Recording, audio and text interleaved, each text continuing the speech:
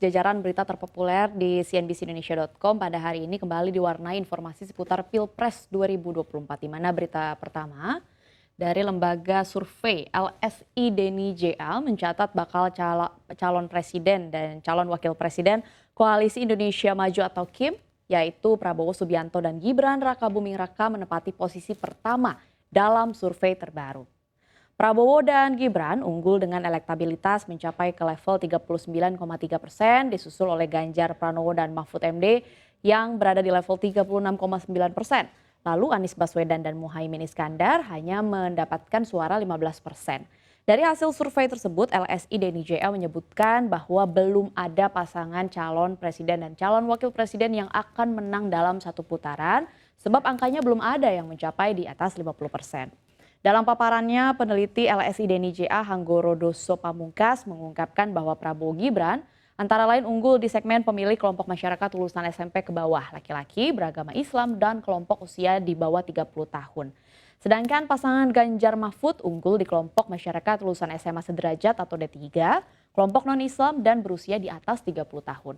Survei LSI Denny JA dilakukan selama periode 4 hingga 12 September 2023 terhadap 1.200 orang responden dengan metode penentuan responden menggunakan multi-stage random sampling.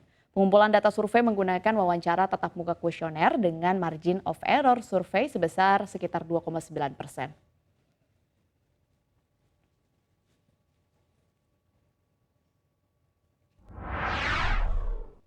Informasi terpopuler selanjutnya, di mana media asing masih menyoroti pemilihan Presiden RI. Kali ini terkait mengapa bakal calon Presiden Prabowo Subianto memilih sosok Gibran Rakabuming Raka.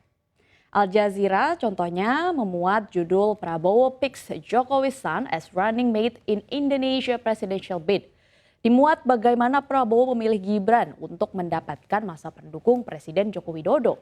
Al Jazeera menuliskan bahwa beraliansi dengan Gibran dapat mengalihkan sebagian basis dukungan presiden yang akan segera berakhir ini kepada Prabowo. Hal yang sama juga dimuat oleh media Hong Kong yaitu South China Morning Post (SCMP) menyebutkan bagaimana pilihan Prabowo ke Gibran sebenarnya untuk memanfaatkan popularitas Presiden Jokowi.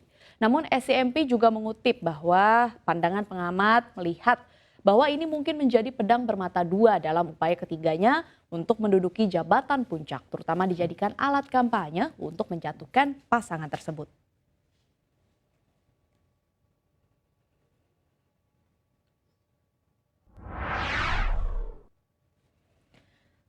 Bakal calon Presiden Prabowo Subianto telah memastikan memilih wali kota Solo yang juga kader PDIP Gibran Rakabuming Raka untuk menjadi calon wakil presidennya.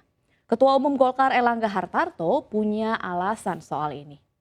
Erlangga mengklaim pilihan terhadap Gibran sudah disepakati oleh seluruh partai pengusung Prabowo di Koalisi Indonesia Maju atau KIM. Bukan hanya itu, pilihan terhadap Gibran dilakukan tak mendadak tetapi melalui proses yang panjang.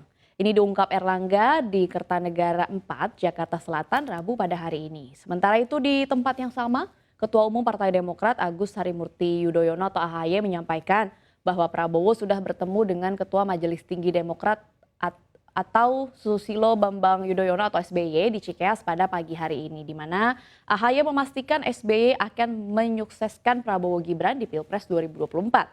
Menurut AHY, pilihan terhadap Gibran sebagai cawapres adalah keputusan mutlak Prabowo. AHY menyebut Demokrat sejak awal akan mendukung apapun keputusan yang dikeluarkan Prabowo dan memenangkannya di Pilpres 2024.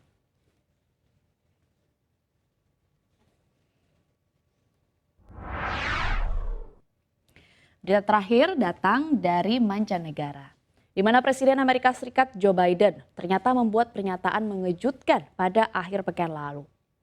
Sebagaimana dimuat oleh Reuters, Biden menyebut bahwa dirinya adalah seorang Zionis di depan Perdana Menteri Israel Benjamin Netanyahu. Ini dikatakannya dalam kunjungan ke Israel, di mana Biden berkata, "Saya tidak percaya seseorang harus menjadi Yahudi untuk menjadi Zionis dan saya adalah seorang Zionis." Biden sebenarnya tak memiliki darah Yahudi dan sebenarnya merupakan keturunan Katolik Irlandia. Namun ini bukan pertama kalinya Biden mengatakan hal serupa. Menurut laman yang sama, di masa lalu Biden kerap menyatakan ketertarikannya terhadap Israel. Pernyataan Biden ini mendapat respons anggukan dari para politisi dan jenderal Tel Aviv.